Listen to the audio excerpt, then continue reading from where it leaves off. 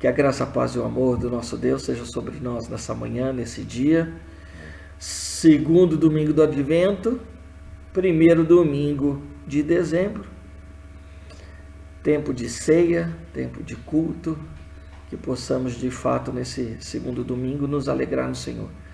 E saber que Ele é a nossa força, né? Amém? Amém. Então, Carlinha está com a gente hoje, um prazer. Muito alegre ter você aí com a gente, querida. Deus te abençoe. Darinho, Dani, o João está conosco também hoje. Vamos orar? Ora por nós, João.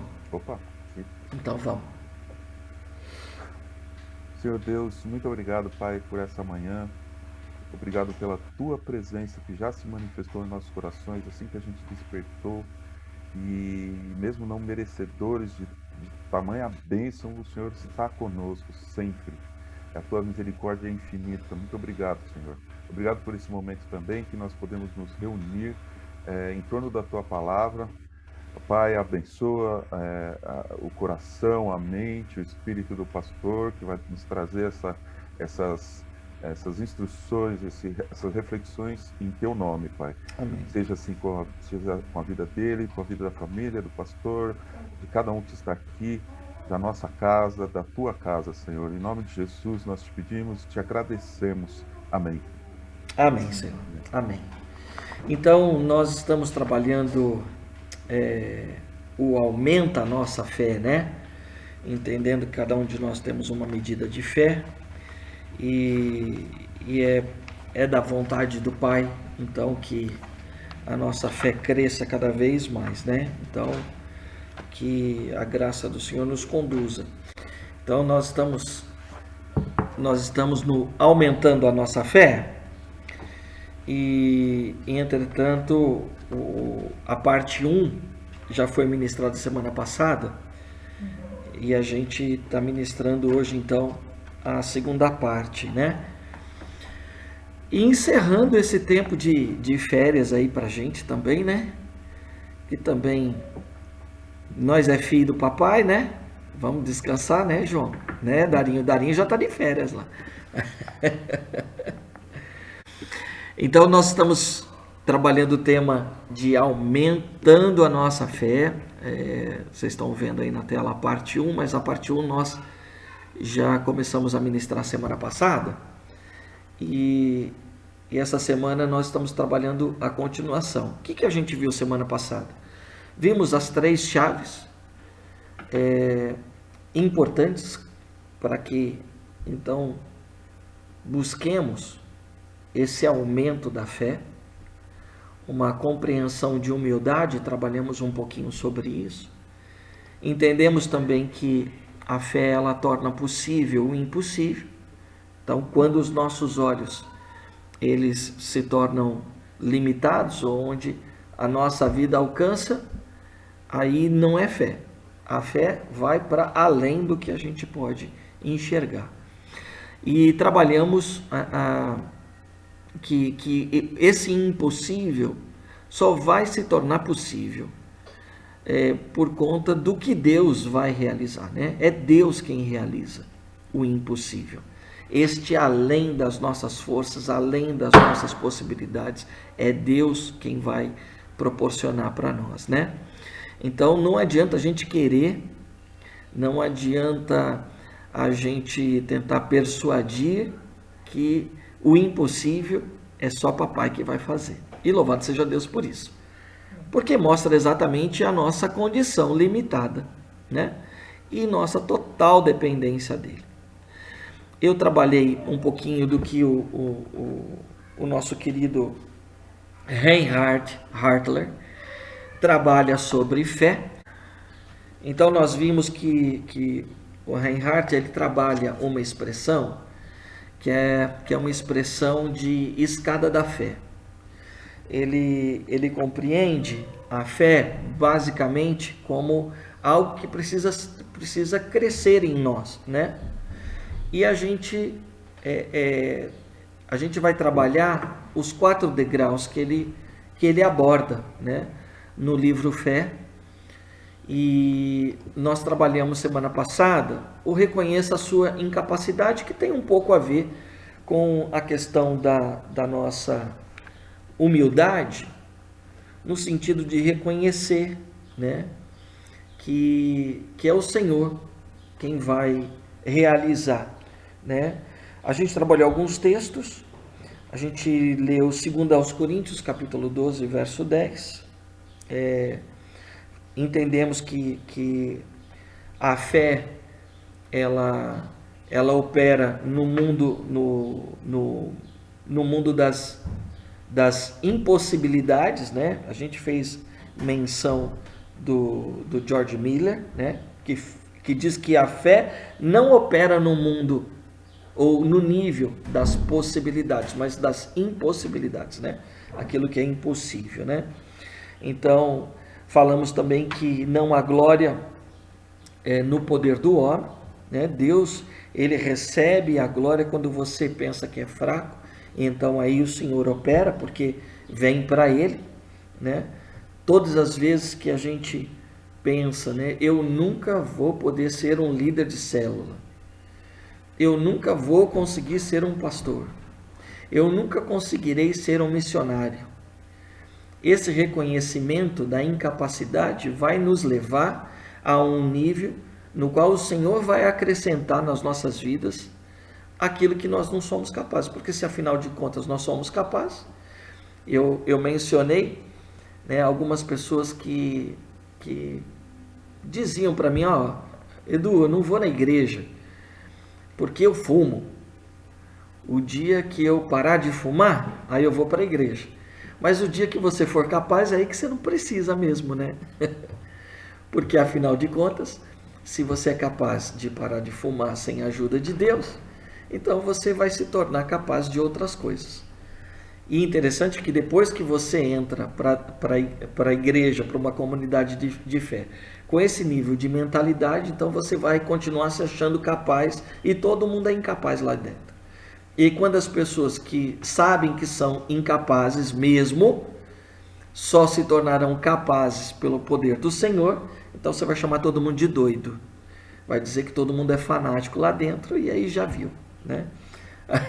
Já vimos essa história várias e várias e várias vezes, né? Então é importante nós sabermos que a nossa incapacidade não vai nos impossibilitar de fazermos aquilo que o Senhor tem para nós, tá? Saber que somos incapazes é saber sobretudo que nós somos capazes no Senhor, o Senhor que nos capacita. E o Senhor sempre está em busca dos incapazes, né? Se a gente for olhar para Abraão, ele não tinha capacidade de gerar filhos, nem Sara. E aí Deus o fez, tem feito, de acordo com o decorrer dos séculos, realmente pai de multidões, né? Uma grande nação. Se a gente for olhar para Gideão, eu sou o mais fraco da minha casa, tem uns meninos mais fortes lá, pega, não, é você. Se a gente for olhar para Davi, a mesma história. Se olharmos para Neemias, tinha gente mais capacitada que ele para reconstruir os muros, assim como tinha homens mais capacitados para restaurar o templo que Esdras. E assim vai, né? Na história dos profetas e na história de todo o povo de Deus, né? Sempre existem pessoas mais capazes. E é interessante quando a gente olha para o exemplo de Paulo, um cara extremamente capaz, que diante da sua capacitação, sua capacidade de realizar algo, Deus mostrou para ele que não precisava, e ele precisou abrir mão de todas essas coisas. Por isso ele usa a expressão, eu tenho por esterco, né?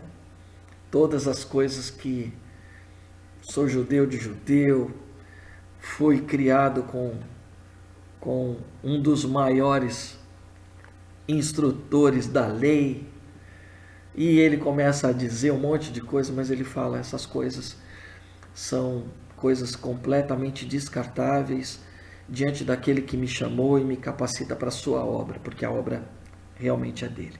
Amém? Esse é o primeiro degrau. E a partir deste momento, quando nós alçamos, né, esse primeiro degrau, então nós estamos crescendo na fé. Começa por nossa incapacidade, o reconhecimento dela. E é muito interessante, né, que ela colabora para o nosso pensamento inicial com relação à humildade, né? Alguém quer acrescentar alguma coisa? Fazer algum comentário, João? Não, por enquanto não. Eu estava pensando aqui na questão do Paulo mesmo, né? Toda a capacidade, todo o preparo, ele chega num momento e fala, bom, né, é outra coisa agora. E para aquilo que Deus queria na vida dele, ele talvez fosse incapaz mesmo, né? De pregar, de sair, de evangelizar, enfim, é interessante isso. Você falou vários exemplos, tem Moisés também, né? E por aí vai mesmo, né? Bastante Só interessante. gago, né, João? Ele fala, não dá, né? Eu não, imagina, eu, que, como? E é por aí mesmo. Legal. Então, é interessante, né? Porque às vezes a gente ouve esse discurso na igreja, né? Ah, porque eu tenho pouco tempo de igreja. Então, eu queria fazer um curso de evangelista para poder evangelizar. É. Não existe isso, né? Não tem. Uhum. Então, basta eu querer só me dispor para que o Espírito realize, né, a obra dele. Nós somos instrumentos, né? Então, nós temos o segundo degrau dessa escada, que ele chama de clamor a Deus, né? Clamar a Deus. No sentido da gente não esperar também, uma vez que nós fomos chamados, né? A gente precisa buscar o Senhor, né? Me parece que às vezes a gente fica num comodismo e num marasmo espiritual, aguardando um anjo vir do céu para dar para nós todas as instruções. Caminhar segundo o vento do Espírito é também a gente buscar, né? Caminhar com Deus é a gente querer também, né? Se a gente for olhar ao longo de toda a Bíblia, a gente vai poder ver esse princípio expresso também nas Escrituras, né? Como estava aí o primeiro degrau, né? Então, citamos alguns homens, algumas mulheres também, né? No campo da incapacidade, né? Tem vários exemplos aí na Bíblia.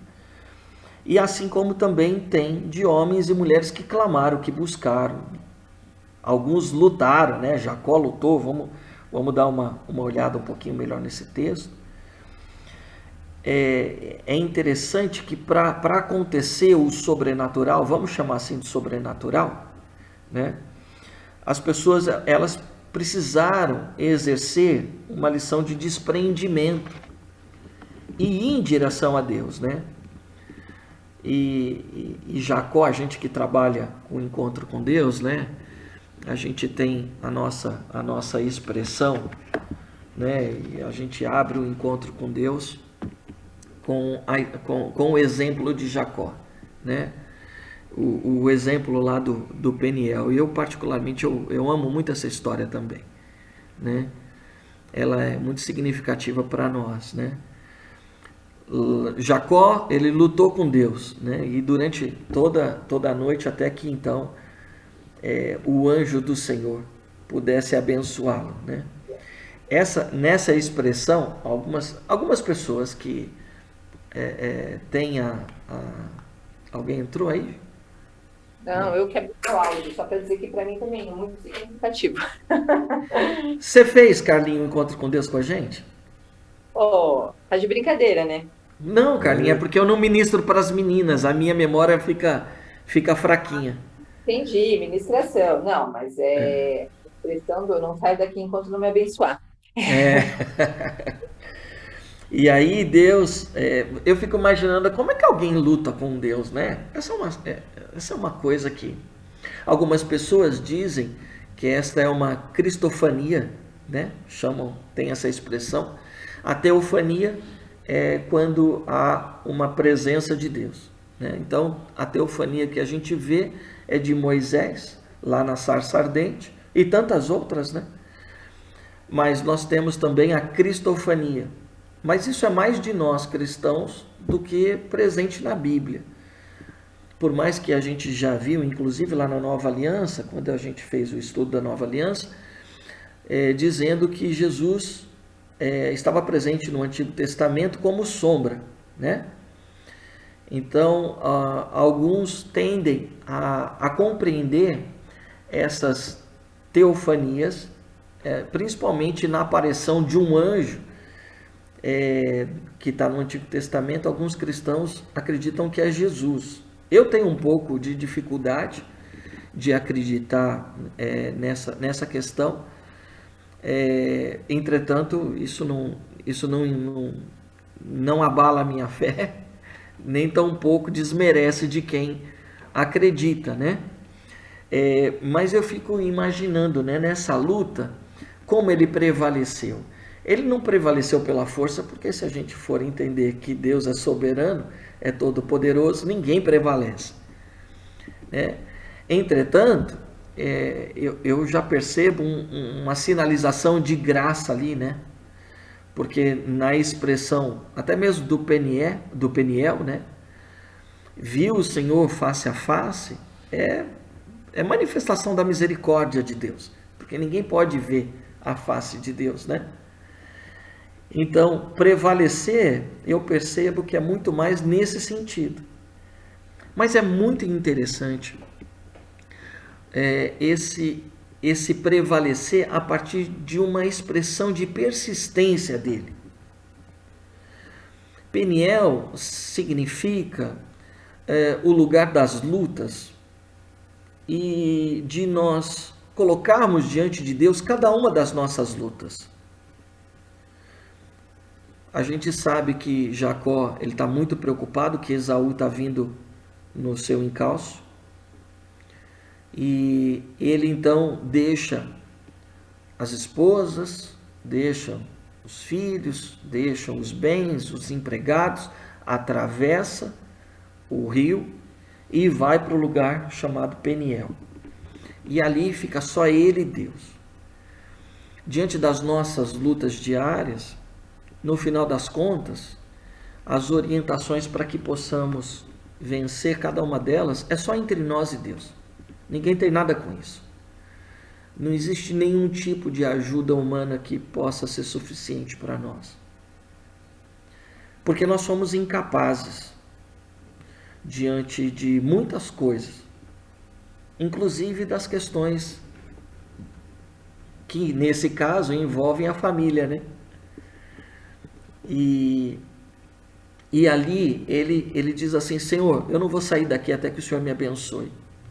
E eu percebo essa bênção muito mais do que bens, porque ele não precisa de bem nenhum. O cara já tá rico aí, bem sucedido.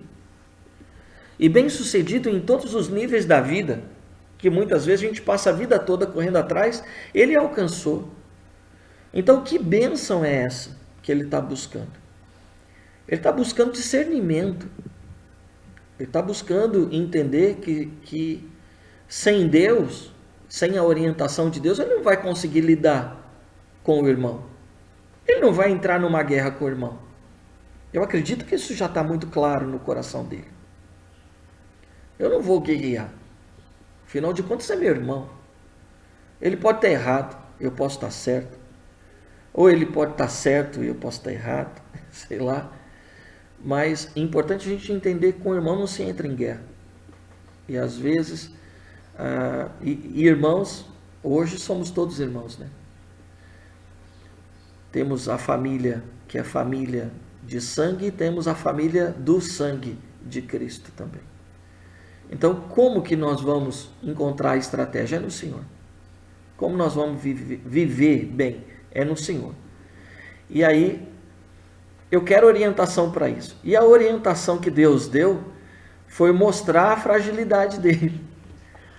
Ou aumentar a fragilidade dele, né? Porque o cara saiu manco de lá. Então, Deus fragilizou ele mais. E aí eu fico imaginando, talvez, Esaú, quando deparou o irmão, já velho, surrado desse tempo de trabalho duro, né? No qual ele se submeteu para ter a pessoa que ele tanto amava. Porque para a gente ter aquilo que a gente tanto deseja, também a gente vai ter que sofrer as dores e os vendavais dos percalços aí, né? Então o cara suou também. E aí eu fico imaginando aquela imagem de um Jacó surrado pela vida e agora de um Jacó surrado por Deus. Porque quem saiu manco não foi Deus. Então o que prevaleceu foi esse, o cara que saiu manco de lá. Então eu prefiro sair manco do que sair sem vida, né? E ele saiu manco. Eu fico imaginando essa imagem, né? Ele debilitado, chegando diante do irmão, e Deus agindo na compaixão no coração de Esaú. Então, muitas vezes, o que nós precisamos entender, né? E clamar ao Senhor uma compreensão também de humildade. Quando nos falta, é clamar que o Senhor então nos humilhe. Prefiro ser humilhado pelo Senhor do que humilhado pelas pessoas. Uma coisa que eu disse, eu acho, semana passada, né? Mas bota lá na minha lápide também, João. Prefira sempre caminhar com suas pernas o caminho da humilhação. Melhor do que você entrar no caminho da humilhação pelos outros, né? Falei isso, Dário, semana passada? Disciplina, correção e açoite. Eu falei isso na nossa aula também de... Eu falei na clã, mas falei também aqui no nosso curso, né? Que teve uma aula nossa de Nova Aliança, que a gente trabalhou como que Deus nos disciplina, né? Quando a gente trabalhou sobre consequências, né, das nossas escolhas, né?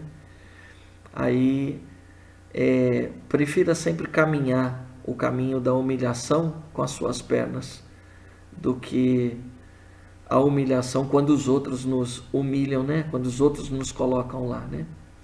E nesse caso foi uma lição que ele aprendeu com Deus ali. E é muito importante, né? A gente compreender essa intenção, né? Eu não te deixo ir até eu aprender. Às vezes tem algumas situações na vida da gente que a primeira coisa que a gente pensa é desistir, né? E aí eu quero porque eu quero largar a mão, eu vou deixar. Eu tive uma experiência essa semana e trabalhando com um discipulado com uma pessoa que nem é da nossa igreja. E aí ela ministra num outro lugar e lá na igreja ela foi fazer um momento de oferta e no momento de oferta ela disse: olha, pessoal, o momento da oferta, essas igrejas que no momento de oferta tem uma palavra, né? E aí convida o irmão para trazer uma palavra. E aí ela falou assim: olha, gente, o momento de oferta, ele não é um momento menos importante do culto, porque às vezes no momento da oferta as pessoas levantam, vão beber água e tal, né? Eu gostaria que você prestasse atenção na palavra aqui, porque também é a palavra do Senhor. Mas rapaz, terminou o culto. Aí uma pessoa: você não tem o direito, porque isso é só um momento de oferta, você não pode pregar assim, coisa e tal, né? E aí ela estava numa crise, tadinha. Aí ela falou assim, eu vou embora da igreja. Aí eu peguei e disse para ela, falei assim, mas por causa disso? Ah, é porque eu não consigo, o que eu vou dizer? E agora? E tal. Eu falei assim, entenda uma coisa. Você não entregou uma palavra que Deus colocou no seu coração? Não foi a palavra de Deus? Foi. Eu falei, então descansa. Ah, mas lá é muita humilhação, me humilham e não sei o que lá e tal. Eu falei assim, então se agarre em Deus e diga para Ele, eu não deixo este lugar até que o Senhor me abençoe. Eu não vou largar esse negócio até que o Senhor me ensine. Eu posso sair daqui manco, mas eu não largo o Senhor até aprender.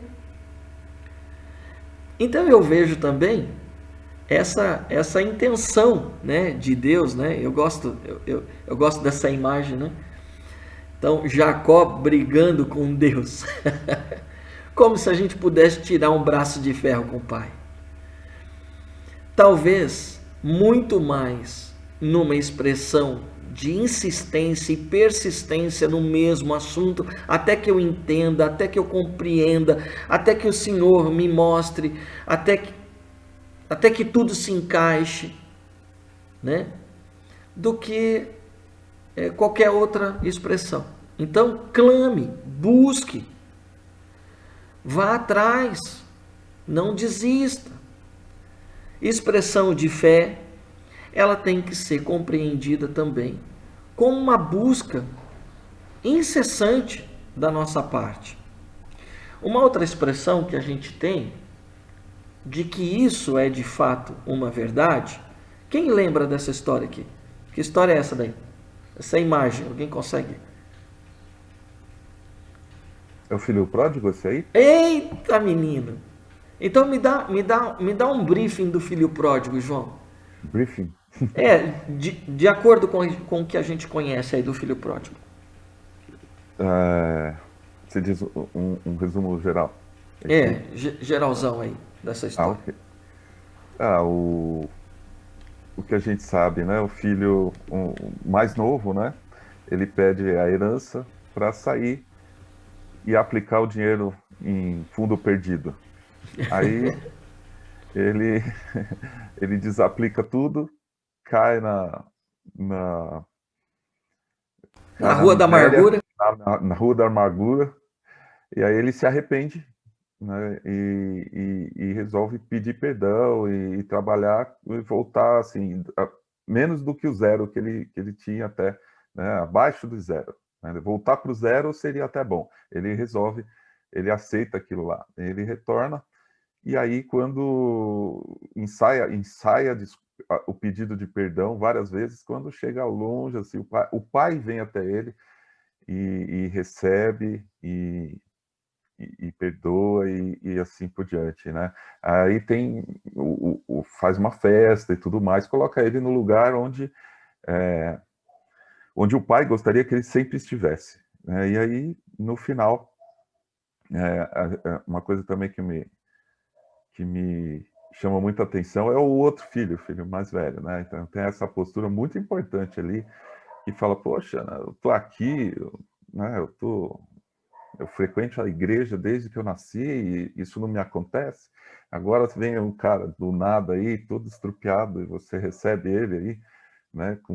Faz até festa, eu nunca tive essa festa. E aí o pai fala, mas poxa, né?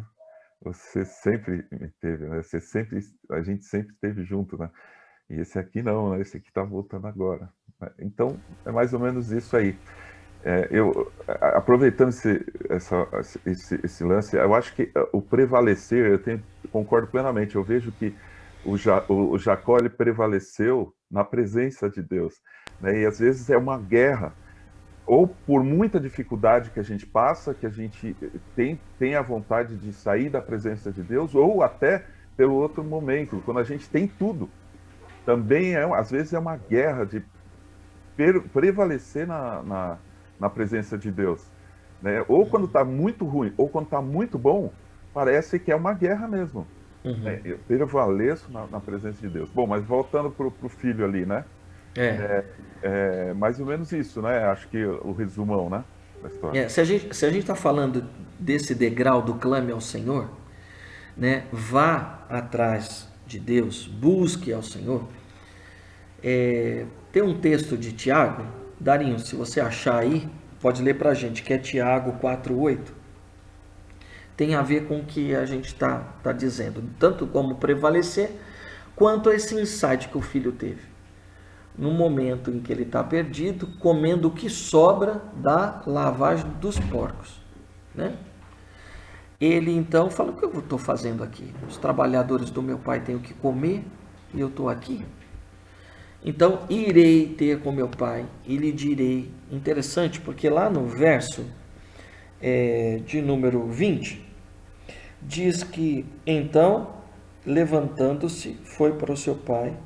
Quando ainda estava longe, viu-o, o seu pai, e se moveu de íntima compaixão, assim como Cristo se movia de íntima compaixão diante do clamor das multidões, diante da necessidade das multidões. E correndo, lançou-se-lhe ao pescoço e o beijou. Ou seja, né, aqui tem uma expressão que, quando a gente olha e faz uma exegese desse verso 20, fica uma impressão de que o pai está sentado e ele está vivendo uma experiência que é comum para ele. É como se o pai estivesse aguardando, desde o dia que o filho saiu, a chegada dele de novo. Lá na varanda, sentadinho, olhando para a estrada. Tanto que ele o observa de longe, né? E aí colabora para o texto que eu pedi para o Dário ler. Leia para a gente, Dário. Leio sim. Chegai-vos a Deus, e ele se chegará a vós outros. Purificai as mãos, pecadores, e vós que sois de ânimo dobre, limpai o coração. Então aqui está acontecendo exatamente essa orientação de Tiago. Esse menino limpou o coração dele, tirou o orgulho, entendeu a sua condição miserável, e então ele se volta para o pai. E aí ele não precisou chegar na casa. O pai não estendeu a mão aqui: pede perdão aqui, seu menino malcriado, né? Não, ao longe, é mais ou menos assim, não precisa de muito não, entendeu? Buscar ao Senhor não é muito esforço assim também, né? De longe. E aí me parece que o maior percurso quem fez foi o pai, que mesmo assim foi em direção ao filho, né? Como é que diz o começo do texto mesmo, Dário? Chegai-vos a Deus, e ele se achegará, né? Mas significa que o ponto inicial é nosso. Essa necessidade de ir ao encontro com Deus é nosso. Sabe por quê? Porque Deus já veio ao nosso encontro. Ele já fez o mais difícil. Então, se achegar a Deus, clamar a Deus, ir em direção a Deus, e Ele se achega a nós, tá? Então, pode dizer, Dário. Até porque a palavra do filho mais velho que ficou em casa, nunca me deste nada para eu comer com meus amigos, isso não é verdade. E o pai repartiu entre os dois os bens. Então, o que ele deu para o outro que gastou foi a mesma coisa que ele deu para o que ficou. Mas sabe o que é interessante, Dário? É que o mais novo se chega para o pai humildemente. Esse é o caso. E clama. O outro se achega ao pai dizendo que fez tudo certo. E porque fez tudo certo, se acha no direito de dizer para o pai como o pai tem que fazer. Às vezes a gente se achega para Deus e diz para Deus como Deus tem que operar. Porque se Deus não fizer segundo o meu coração, não serve. Isso não é fé. Né? Então, o segundo degrau é clame. E o primeiro filho, o mais velho, dá a impressão que ele não clama, não chega nem um pouquinho para o pai e pede alguma coisa, nunca. Então, é difícil. Esse nível de luta com Deus é diferente da luta de Jacó. Esse nível de luta com Deus não é um nível de luta que a gente vai vencer. Nunca. Nunca. Tanto é que, se a gente avançar um pouquinho, o filho mais velho, lá no 25, o filho mais velho estava no campo, quando voltou, chegou perto da casa, ouviu a música e as danças, chamando um dos criados, perguntou o que era aquilo. Ele lhe disse: veio teu irmão e o teu pai matou um bezerro cevado, porque o recebeu são e salvo. Mas ele se indignou e não queria entrar. Então, saindo o pai, ele se achegou, e o Senhor se achegará a vós. Aí, se achegou, e aí o pai instava com ele. O pai começou a repreendê-lo. Mas ele ainda respondeu com o pai, entrou numa luta.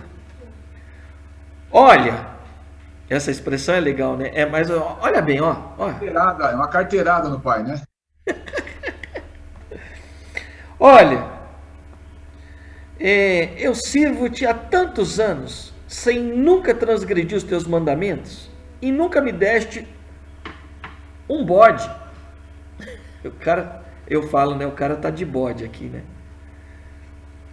Um bode para eu me alegrar com os meus amigos. Vindo, porém, esse teu filho, que desperdiçou os teus bens com meretrizes, tu mandaste matar um bezerro cevado. Respondeu o pai: filho, tu sempre estás comigo, e todas as minhas coisas são tuas, mas era justo alegrarmos-nos e folgarmos, porque o teu irmão que estava morto reviveu, estava perdido e foi achado, né? Então, esse é o tipo, já que a gente está falando de família com Jacó, a gente também está falando de família aqui, né? E é interessante porque a orientação de Deus, né, para ele é assim: você não quer dobrar as suas duras cerviz, né? Você não quer. Aí eu prefiro sair manco do que sair despescoçado.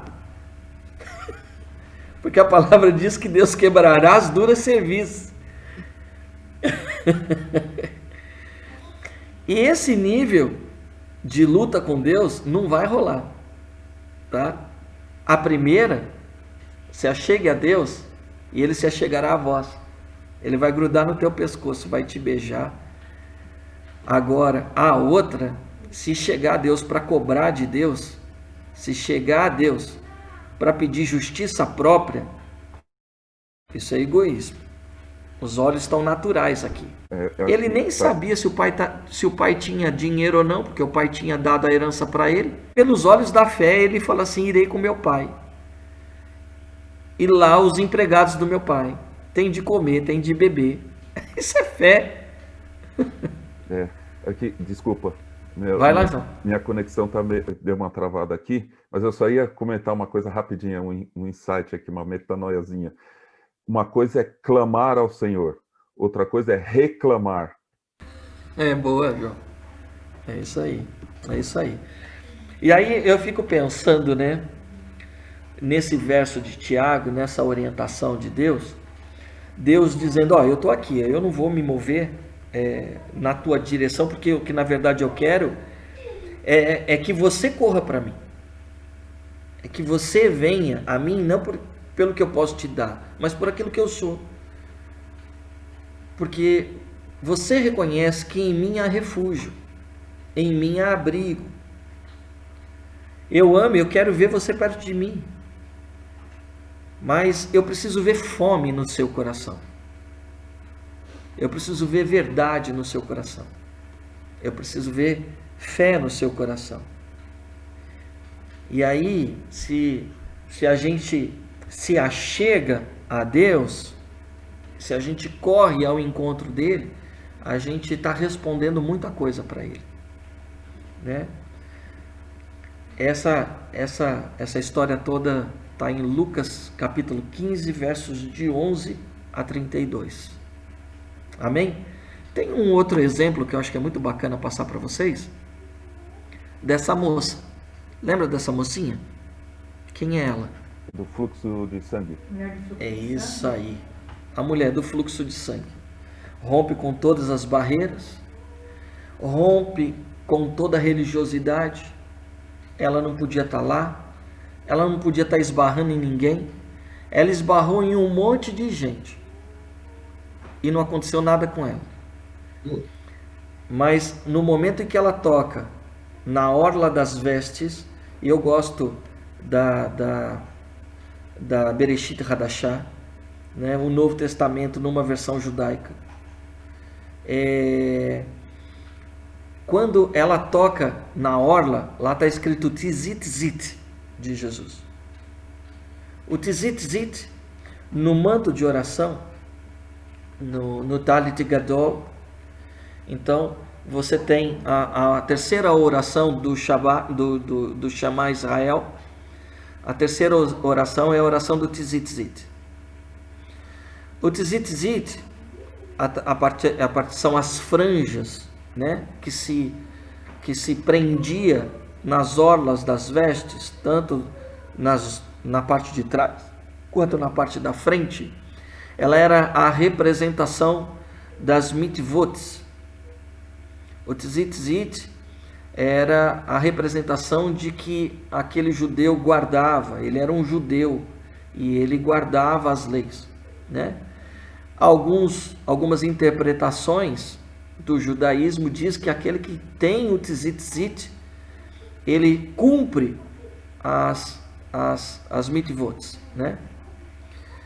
E aí é interessante, né, que ao tocar no Tzit Zit, então Jesus está dizendo assim para ela, nessa tradição judaica cristã, né? Eu sou a lei, né? E não é o fato de você guardar a lei que você terá, né? Mas fazer dela a sua vida, você vai manifestá-la nos outros, né?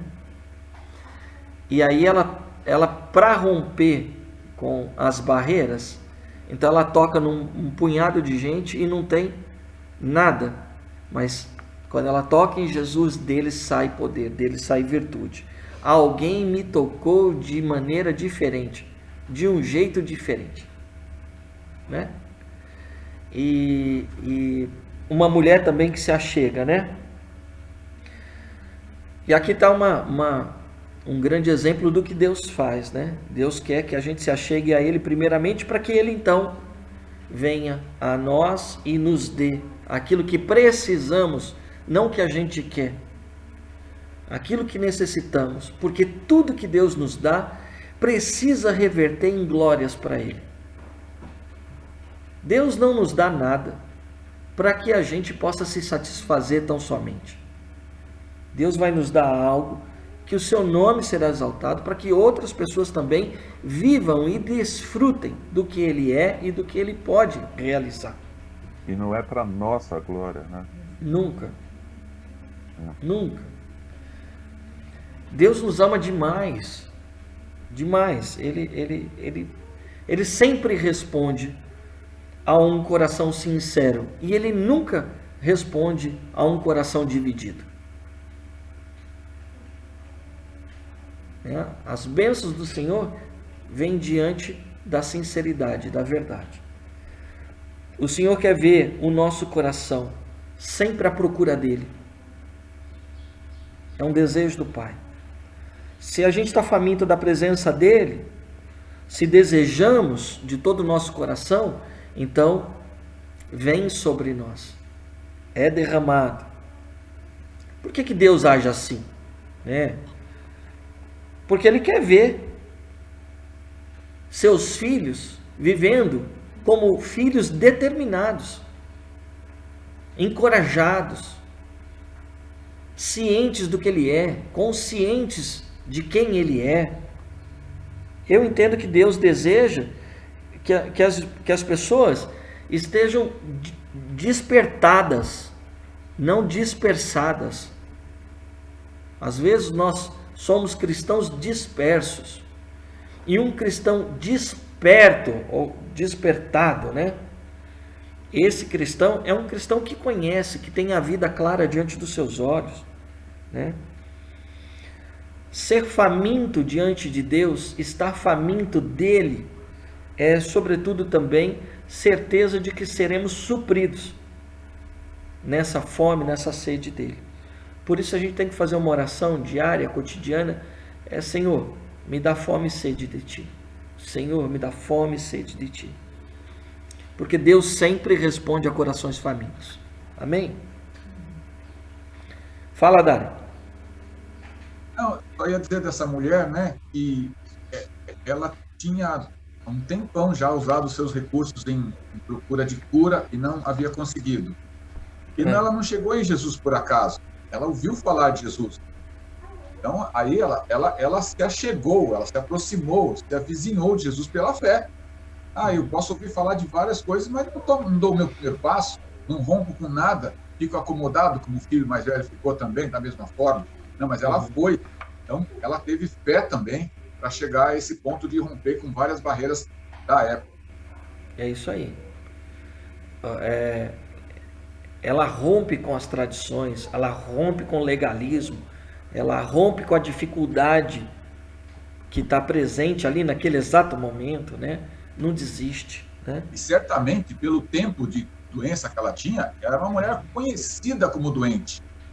As pessoas que estavam ali, que ela estava batendo nas pessoas, sabiam que ela era uma pessoa doente com fluxo de sangue, uma pecadora. Eu tenho algumas pessoas, Dário, que eu olho assim, eu falo, cara, que exemplo é para mim hoje, né? Eu tenho algumas pessoas que para mim são referência de busca de Deus, né? E quando eu olho para essas pessoas, aí eu já vi pessoas dizendo sobre essas pessoas, não, é queridinho de Jesus. Não é não, cara. Isso é tempo de busca. Deus não tem filho predileto, Deus tem filhos. Deus tem filhas. Só que o nível de intimidade dessas pessoas, o nível de espiritualidade dessas pessoas, vamos chamar assim, é uma espiritualidade que ela está diretamente alinhada ao nível de busca delas. E é isso que esse degrau precisa ensinar para nós. O nível de busca. Porque se você busca, então você...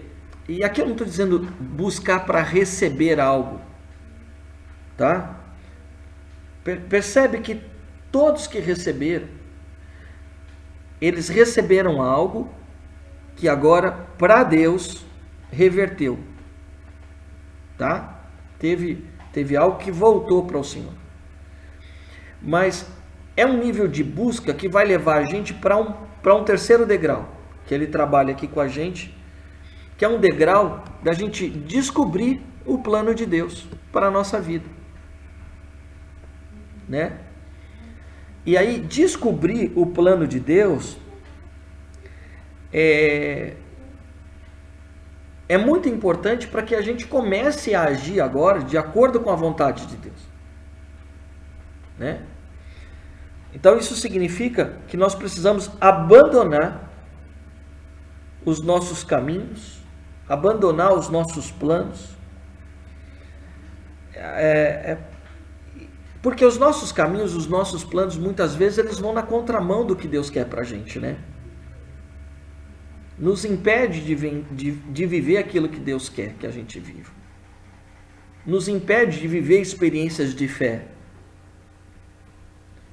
Às vezes a nossa vontade, ela quando prevalece, ela nos limita. A gente acha que tem liberdade nisso, mas na verdade a gente está perdendo santas oportunidades de vivenciarmos planos de Deus que vão nos levar a situações, a experiências cada vez mais altas, né? Então, o principal erro que as pessoas elas cometem na caminhada cristã é não abandonar os seus planos, não abandonar os seus caminhos, né? E às vezes oram em busca de que Deus confirme o desejo de seus corações e não oram para que Deus revele a graça que já foi manifestada sobre as nossas vidas. Porque essa é uma relação que a gente precisa entender, né? Equilibrar, né? Então, por exemplo, a gente não pode esquecer que Deus é amor, não é isso que a gente diz? Deus é amor, mas a Bíblia diz que Deus é juízo. Alguém aqui quer entrar no juízo de Deus? Juízo de Deus significa o quê? O que significa o juízo? Tem a ver com o julgamento. Vamos pensar assim, o juízo final, né, João? Então, é a sentença de Deus. E o que a palavra diz que a sentença de Deus vai levar? A segunda morte. Todos para a vida eterna. O juízo não. A vida eterna ou com Deus ou sem Deus. Aí não é vida eterna, né? Vai nos levar a uma eternidade. Um fim eterno ou uma estada com ele eterno, né? Mas é isso aí, João, né? O juízo de Deus, a gente está falando de amor, mas a gente está falando de um Deus que também é juízo. A gente está falando... Desculpa. E é justo. Exatamente. Mas na manifestação da sua justiça, é diferente da justiça dos homens. Porque a justiça dele, ela está alinhada a uma compreensão diante daqueles que não têm a possibilidade de ter. Então ele vai e faz para com eles. Então a justiça de Deus se manifesta em misericórdia. O justo que morreu pelos injustos, né? Então a gente tem essas questões na Bíblia: amor e juízo. A gente tem graça e a gente tem fé. Então, ao mesmo tempo que nós somos salvos pela fé, mas a Bíblia também diz que a salvação é graça de Deus, certo? Então, quando nós descobrimos os planos de Deus, nós estamos descobrindo a graça de Deus. Então a graça é o favor do Senhor sobre nós, ainda não realizado, mas que por intermédio da fé se torna real. A salvação foi nos dado pela graça de Deus, graça, de graça. Mas como a salvação se torna real? Pela fé. Então, se Deus me deu um ministério, foi pela graça. Porque eu creio que Deus me deu, eu o vivo pela fé. Abraão conheceu a graça de Deus que lhe daria um filho, mesmo ele sendo velho. Pela fé de Sara, ela falou: precisamos ajudar Deus, se deu mal. Ela falou: não, então, ele falou: deixa eu ficar na minha, eu vou continuar crendo. E aí ele teve seu filho Isaac. Amém? Então, quando eu estou dizendo descubra o plano de Deus, eu estou dizendo assim: descubra a graça do Senhor que está derramada sobre a sua vida, o propósito de Deus que Ele já decretou a teu respeito. Busque ao Senhor no sentido de você entender os planos de Deus. E aí, uma vez entendendo, permita com que a fé te leve neste caminho até a realização dele. Está entendendo isso? Graça é uma coisa, fé é outra. Mas essas coisas precisam estar equilibradas na nossa relação com o Pai. Quando eu estou falando de estar equilibradas, elas estão juntas. Eu não estou falando uma hora é graça, uma hora é fé, não. Eu estou falando em equilíbrio, não é ser equilibrado, né? Estar em equilíbrio. Para que essa realidade ela seja sobre as nossas vidas, entendeu? Amém, João? Então, essa sequência para mim faz todo sentido. A primeira é reconhecer a incapacidade, né? Reconhecer que eu sou incapaz. Depois, clamar a Deus, é o passo. E, enfim, quando você entende que ele te ouve, ele está te abraçando, e aí sim, bom, então qual é o teu propósito? Quais são os seus planos? Para que eu possa seguir os planos. Exato. E aí encontrar, né? Chegar aonde ele quer que eu chegue. E às vezes, essa coisa de o que ele quer para mim não é assim algo que é um presente, não, é o que ele quer fazer, o que eu preciso fazer, né? O que ele quer que eu faça. Isso aí. Isso é a maior bênção que a gente pode ter. É estar de acordo com a vontade dele. Não é, de repente, eu fui bem sucedido na minha vida profissional. Claro, amém, você vai ser, acaba sendo. Mas tudo isso é consequência, né? Porque a bênção maior é estar fazendo o que ele quer que a gente faça, porque a gente se sente, é como ele quer que a gente se sinta, né? A gente se sente bem, a gente se sente feliz, motivado, né? E querendo mais. Lembra aquilo que eu sempre falo também, né? Então, no Antigo Testamento, se dá muita ênfase a um Deus que tudo pode, porque ele tem o seu poder, porque ele é conhecedor de todas as coisas e ele está presente em todos os lugares. Mas um Deus que está o tempo todo querendo manifestar sua vontade em meio a um povo rebelde. No Novo Testamento, Jesus já começa: seja feita a tua vontade, assim na terra como no céu. Então, há um desejo da parte de Deus, porque a vontade de Deus para nós, a vontade de Deus revelada a nós, já é uma bênção. Já é uma bênção. A bênção da nossa comunhão. A bênção de que estamos em paz com Deus. Mesmo a nossa natureza ainda pecaminosa, né? Ela não nos impede de termos o conhecimento da vontade dele. Da graça. Percebe? Dessa graça que nós recebemos.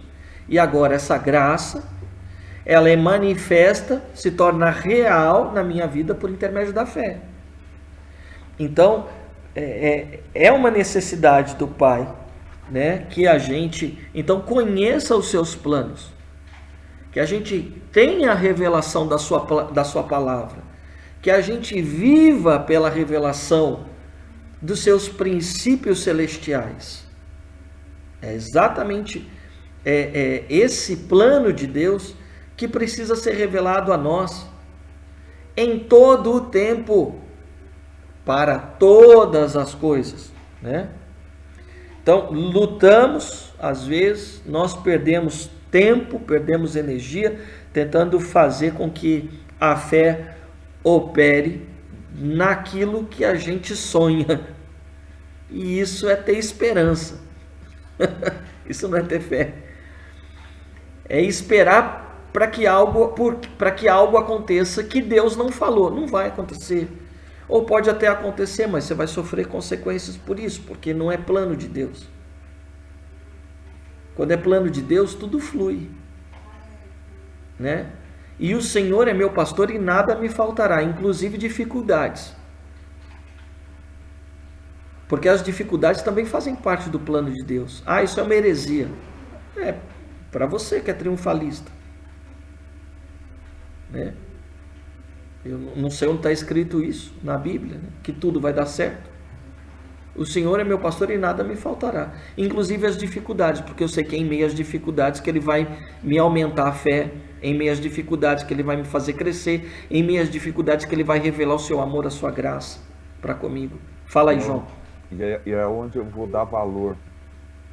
Também. É aí que eu vou dar valor, porque se tudo cair e tal, Deus vai fazer. Deus sabe disso. Eu não vou dar valor nenhum, eu não vou alcançar o que Ele quer que eu alcance. Por outro lado, quando o nosso coração está convicto dos planos de Deus para a nossa vida, nós podemos subir um degrau ainda maior de fé. Que é, já que o João gosta da sequência, eu me aproprio da promessa agora. eu me aproprio da palavra e eu passo a vivê-la, né? Então, eu agora, conhecedor, me aproprio dela. Vivo por isso. Eu não sou Bocelli, né? Vivo por ele aqui. Eu vivo pela promessa, né? Ela é a promessa. Como é que é, João? É Julio Iglesias. É, Julio Iglesias nada. Esse é o André Bocelli. Ensina pra ele, Naná. Sabe nada, inocente. Apropriar-se das promessas de Deus é apropriar-se do propósito que Deus tem para nós. Então, a única base verdadeira para a fé bíblica é ter uma promessa de Deus. Ter uma promessa de Deus. O que Deus diz, né? E o que o Senhor nos diz que a cruz de Cristo conquistou para nós? É o que a palavra diz. Como é que eu vou saber que Cristo levou sobre si todas as nossas dores? Não é todas as suas dores, mas as minhas também. Mas eu não quero ter dor. Eu só quero manifestar na vida dos doloridos, mas eu não quero estar dolorido. Hã? Então, como é que eu vou me apropriar? Então eu vou ter que passar por algumas situações também e preciso me apropriar para a minha vida. É fácil se apropriar para os outros, né? Ou falar para os outros se apropriar. Sábado estava eu aqui travado. Não ontem, sábado retrasado, né? Eu estava compartilhando na aula. Se não fossem as mãos abençoadoras da nossa irmã, né? Então, fisioterapeuta, ficou 2 horas para me destravar aqui. Mas vou dizer um negócio para vocês. Foi quando ela impôs as mãos sobre mim que eu senti a minha melhora de fato. E disse isso para ela. Ó, pastor, você deveria orar pelas pessoas. Rapaz, ou entenda que o Senhor é o nosso pastor e nada nos faltará. Ou que somos todos do seu aprisco. Eu só sou a ovelhinha líder.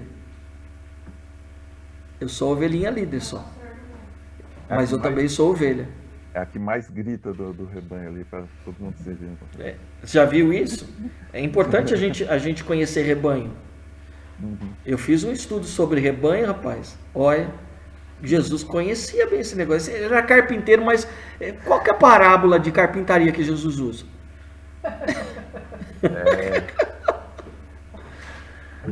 Pega a madeira, corta no meio. Quando a gente corta o veio da madeira por esse negócio, Jesus não tem uma parábola assim, né?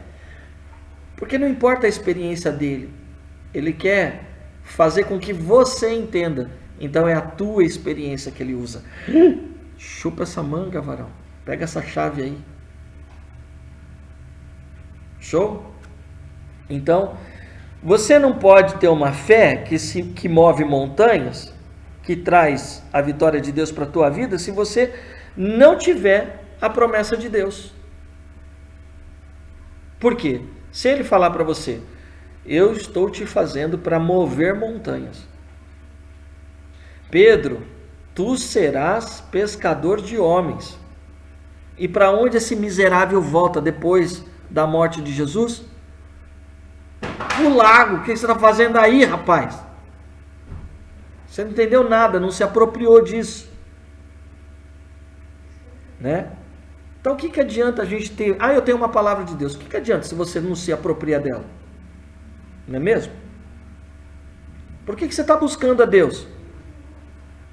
Para buscar a vontade dele. Tá, agora que você tem a vontade dele, você vai fazer o que com isso? Viva por ela. Se aproprie dela. A gente não pode ter uma fé bíblica verdadeira em nosso coração se a gente não tiver convicto da vontade de Deus para a nossa vida. E se a gente não tiver também uma promessa no qual nós precisamos nos firmar. Tá bom? Segunda carta de Paulo aos Coríntios, capítulo 1, verso 20. Tem aí, João? Porque todas quantas promessas há de Deus são nele sim e por ele o amém, para a glória de Deus por nós. Então, olha, toda promessa que Deus tem para a minha vida e para a tua já é. Ou seja, ela é real. Se você não se apropriar, perdeu. Está aqui à sua disposição. Nele está o sim, eu quero para a tua vida, e nele está o amém, concretizou. Né? Então, cada promessa que Deus quer lhe dar pertence a você e a mais ninguém. O problema é que muitos de nós, a gente não decide, né? Não decide tomar posse e se dedicar por essa verdade, se dedicar por essa palavra, dedicar tempo para conhecer cada vez mais os detalhes, os meandros dela e viver por ela. À medida que a gente sobe essa escada, a gente precisa compreender que aquilo que nós cremos, ela precisa estar fundamentada na verdade revelada de Deus e nas promessas dele para nós. De qualquer outra maneira, não agiremos por fé. Diga lá, João. Não, é só isso mesmo. A questão de se apropriar da promessa é uma questão de fé. Claramente, né? Isso aí. É uma questão de fé. Exatamente. E como é que a gente vai se apropriar de uma coisa se a gente não dedica tempo para conhecer? Às vezes a gente está tão preocupado com outras coisas que a gente não tem tempo para buscar conhecer, né? Então, precisamos meditar na palavra, precisamos jejuar, precisamos ter uma vida devocional intensa para conhecermos isso, né? Porque sabe o que acontece? Quando isso não é verdade, então eu vou dar um exemplo aqui, tá? Recebi algumas ligações essa semana. Pastor, como é que pode ser? E agora? Como é que você vai dar conta? Corian, delegação, você é SD, pastor aqui. Agora, recebeu uma outra nomeação. Como é que você vai dar conta disso? Quando você não conhece o propósito de Deus para a tua vida, as coisas quando vão acontecendo se tornam uma loucura. E aí você não sabe como fazer, como realizar. Acha que é loucura, acha que... Então assim, é uma loucura? É uma loucura. Mas há uma luta, né? Entre a minha vontade de querer dar conta dessas coisas e aquilo que Deus realmente quer que eu absorva, que eu aprenda. Agora, diante dessa avalanche de coisas que vem sobre a minha vida, por exemplo, usando como exemplo isso, o que eu consigo constatar? Que Deus tem pressa. E Ele tem pressa para um propósito, né? Então, eu conheço, eu sei. Eu queria? Lógico que não, rapaz, sou doido. Eu sei os trabucos que vão vir aí pela frente, eu já sofro eles já hoje. Mas eu sei. Vivo por essa palavra? Não. Eu vivo diante dessa palavra, aguardando que Deus a concretize a seu tempo. O que eu estou querendo dizer com isso? Eu não vivo ansioso por isso, porque eu sei que está no controle dele. Entendeu? É diferente. Então, eu vivo por essa palavra, mas eu não estou ansioso, porque eu sei que Deus está fazendo. O que eu preciso é buscar neste tempo o que precisa ser realizado, porque, acima de tudo, é um tempo de capacitação, de aprendizado para onde eu sei que o Senhor vai me colocar. E aí, é bom que se grave isso, porque daqui a alguns anos, talvez algumas décadas, isso está guardado, aí a gente tem a oportunidade de ver e falar, poxa, o pastor Eduardo, há 20 anos atrás, falava sobre isso. Há 10 anos atrás, há 5 anos atrás, não interessa para mim. né? Eu vivo por isso, mas eu não estou ansioso pelo resultado, eu quero viver o hoje. Então, eu me apropriei dessa palavra de tal maneira que o hoje para mim é o importante. E estou aprendendo, principalmente no sentido de que é Deus que faz. E é difícil, o Dário tem trabalhado próximo a mim como ninguém. E é difícil porque Deus está me reeducando, porque eu sempre fui focado no resultado a partir daquilo que a gente produz. E aí agora eu estou tendo que aprender com Deus que ele trabalha de uma outra maneira. O resultado vai vir porque o amém já é dele. Só que enquanto eu não aprender algumas coisas importantes que eu vou jogando de lado, eu vou ficar enroscado nisso até e pode atrapalhar os planos de Deus, né? Lá na frente. Então, vamos pegar cada palavra que o Senhor tem a nosso respeito e colocar no nosso coração, clamar que o Senhor nos ensine, que Ele nos inspire, clamar que o Senhor nos dê toda a preparação necessária até que ela seja real nas nossas vidas, porque no mundo espiritual, uma vez que saiu da boca de Deus, ela já é. Amém? Amém. Naná, João, Dário, Dani, Carlinha, querem falar alguma coisa? Amém. Eu só queria falar amém. Eu me lembrei de uma aula de tempo atrás. Oi, Carlinha. Amém. Fala, Dário. Eu me lembrei de uma aula de tempos atrás que a gente teve aqui. Você usou duas figuras. Você vai ficar esperando ou você vai agarrar a tua bênção? Entendeu? Tomar posse, né? Tomar posse. Então,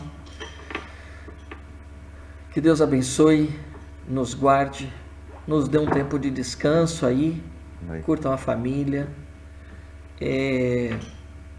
que o Senhor nos faça crescer continuamente, e até janeiro de volta. Segunda quinzena de janeiro estamos aí de volta. Bom descanso. Amém? Amém. Descanso, professores queridos, todos aí, a maioria. Quero agradecer a vocês, que foi um tempo maravilhoso, muito agradecimento, porque se não fosse assim, eu não participaria nem de nenhuma. Sendo assim, eu participei de muitas. Obrigada, gente. Deus abençoe, grande. Que Deus continue derramando sobre sua vida também, Carlinha. Vamos orar? Deixa eu orar por vocês. Papai, obrigado por esta manhã, por esse estudo, obrigado por todos os domingos que o Senhor nos deu o privilégio de compartilharmos Tua Palavra durante esse ano. Agradecemos pelo empenho da Kátia na condução da nossa escola dominical. Somos gratos porque sabemos o esforço da Kátia, porque ela sabe que o Senhor a chamou para isso, para que a escola dominical se torne uma realidade para cada um de nós. Queremos, Senhor, que o Teu Espírito Santo nos traga revelação cada vez maior do Teu propósito para as nossas vidas. É para a glória do Teu nome. Esse domingo, de forma muito especial, ele é manifestação da nossa comunhão contigo.